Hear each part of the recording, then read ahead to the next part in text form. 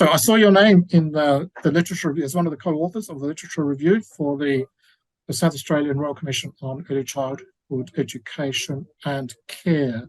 Maybe we'll talk briefly about that and then go back about more broadly your research interests and your background.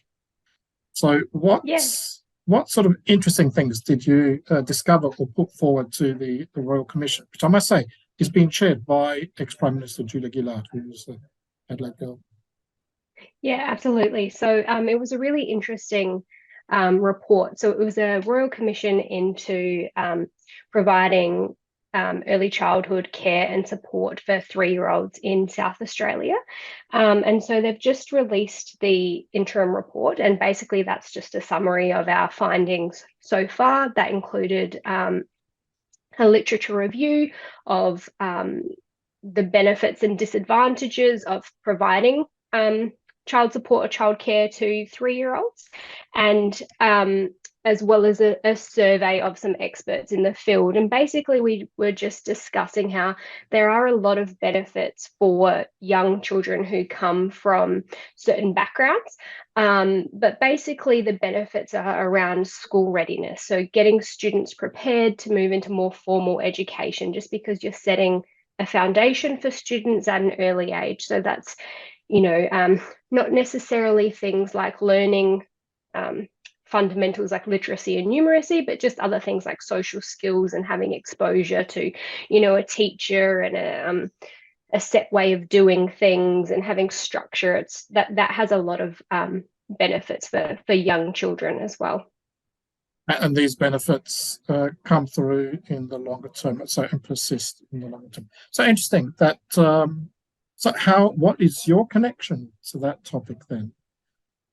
So the connection comes through the other researchers that were on the report. So basically, we were invited to do this interim report. I have an association with my colleagues, and they just asked if I would be interested in it because I have a background as an educational psychologist. So I don't necessarily research early years child development, but I do research child development, typically in primary school and secondary school students. So the 3-year-olds are a little young. I don't have the background in that area, but I do lecture in developmental theories and so forth. And so that does deal with, from birth up to 5 as well. So I came on board just as a mere interest in the topic. From birth up to 5. Interesting. A couple of weeks ago, I had a chat with Jay Weatherall, an interview with Jay Weatherall from the Minderoo Foundation. I was surprised. He was telling me that the capacity to learn languages peaks at about age of 2 or something like that. So, now explain to us, what does educational psychologist mean? What do you? I think it's quite a diverse term.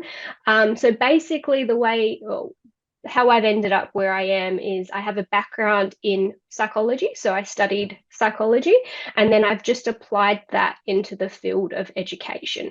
So into how do children develop, and that's how they learn, what some of the structures that are needed around supporting children's learning. So that's, things like safe home environments, right through to certain books and so forth. So it's very much so from a human and psych perspective that I have applied that kind of knowledge into an education context, as opposed to coming from a traditional education background. I'm not a teacher, so I would say I'm a psychologist first, and then I've just applied it into education for a number of reasons. But the main one is that's just my area of interest, young people and how they learn and develop.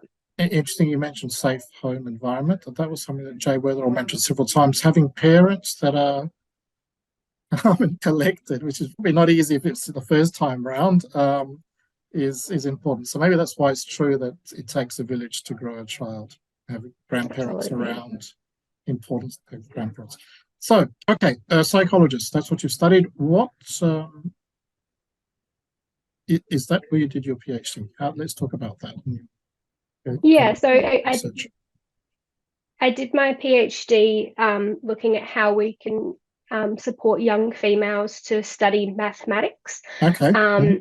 And again, that was using psychological background and ideas in that it's not about necessarily whether we can increase a female's competency or ability to study mathematics, No. but rather how can we create an environment that's conducive to learning. And that's things like, providing positive role models, opportunities for learning, opportunities for mathematics, and so forth. So it was very much around how we can use some of your traditional learning theories and applying them in, I guess, a modern context or a modern problem, being we have an underrepresentation of females studying things like mathematics, engineering, and so forth. And yet, if we think about the type of jobs that are around, those science, technology, engineering, maths, those STEM-based roles, if we don't have the foundation of mathematics, which comes from very, very early in our learning, then we are set up to be disadvantaged, or rather we don't have an optimal opportunity to kind of pursue those fields. So yeah, that was what my PhD looked at. Okay. What sort of things did you discover and think are worth pursuing? Yeah, so I think one of the areas of research that I found quite interesting was using creativity-based approaches to teaching and learning mathematics. And that's not necessarily art, but it's about presenting maths in new ways. So in novel ways, basically. So taking it out of a textbook, turning it into a real life problem. That is a creative approach to teaching mathematics. When you can do that and can provide strong role models, then there is really no difference in who chooses to pursue mathematics. It's really about, so it's more of an environmental factor as opposed to a lack of capability. So if we're looking at a nature versus nurture debate, it tends to lean towards nurture being the issue as opposed to nature. And if you can fix nurture, or at least address some of those issues, you can go a long way. Okay, there's several interesting things here. Let's unpick a couple of them. You talked about the environmental context. What does that mean? So the environmental context, so it can be absolutely anything that a young female is exposed to. So that's if they have a mother in the home, so the mum and making the daughter or their children aware of the mathematics that they're using in their everyday life. So I know that people don't think there is a lot, but there is. So even if it's things around the house, just cooking, setting a budget, I know that there's very stereotypical things, but it's something that you could be, as a child, observing in your home.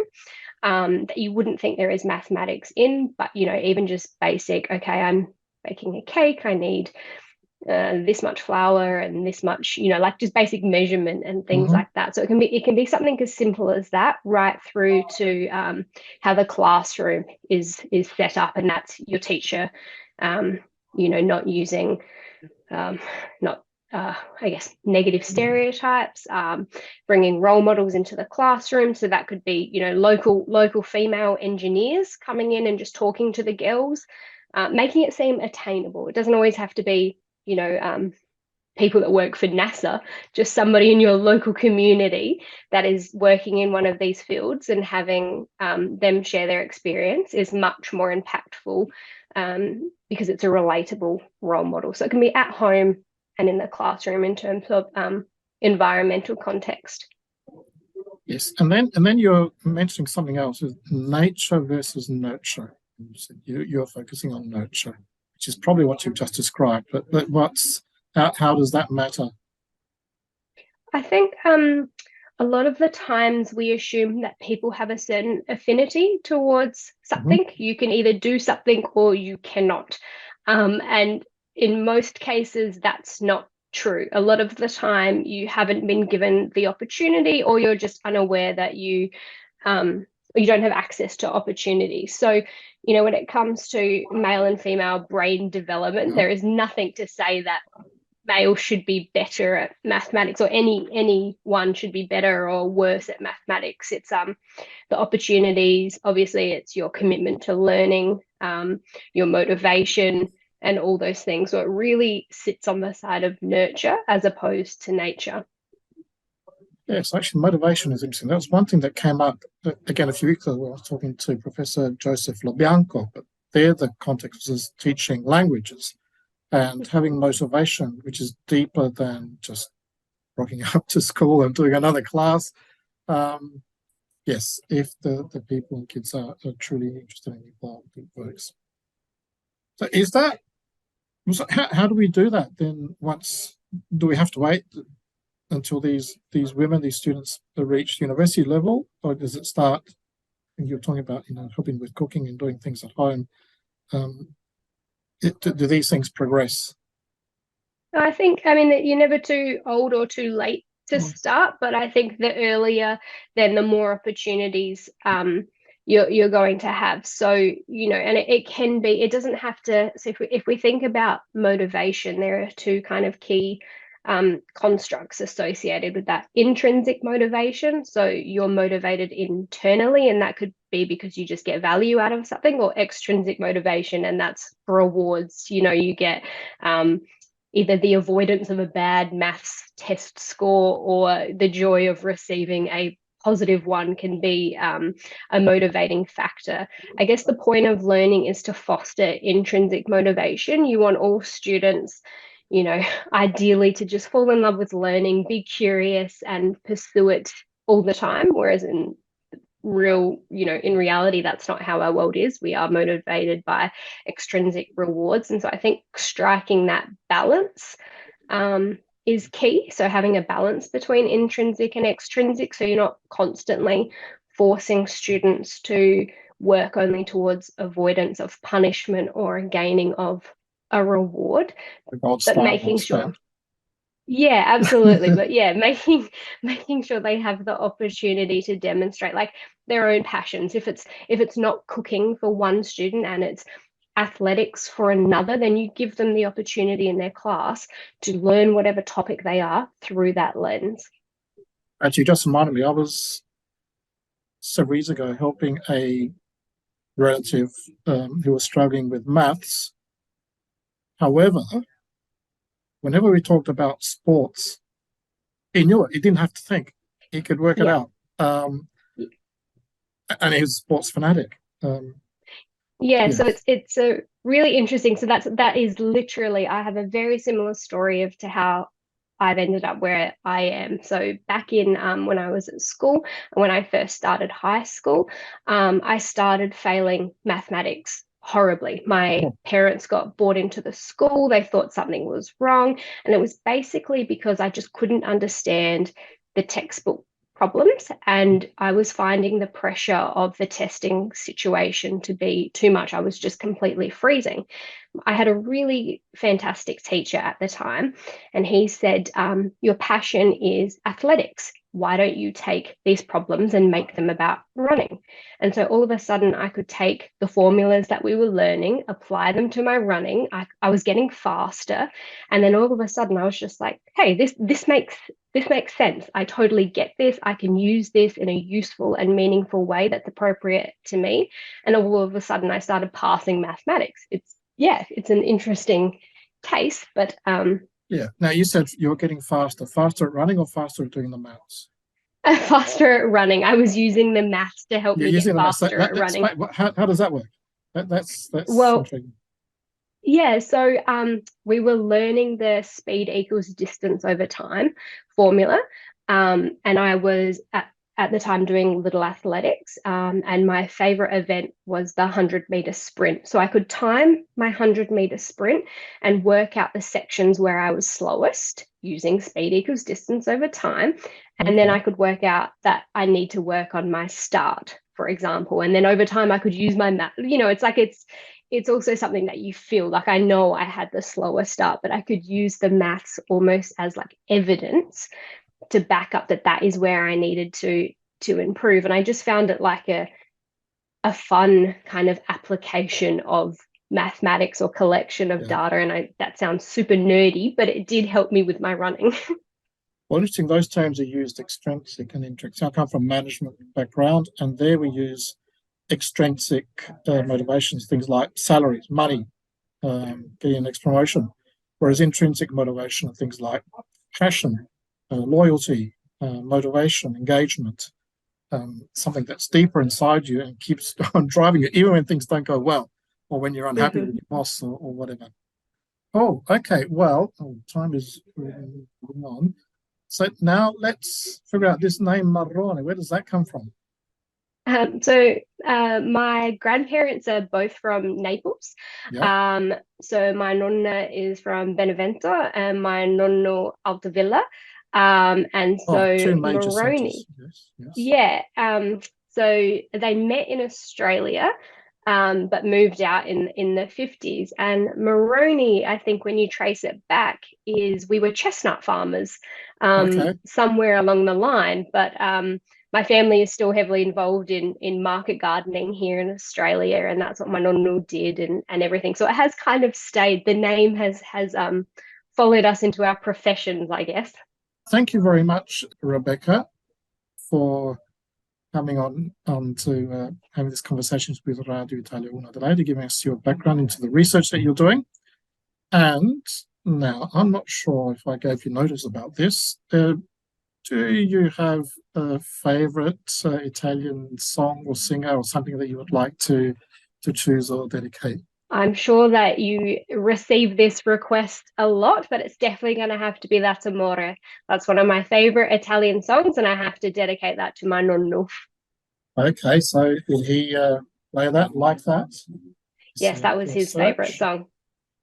Okay. Allora.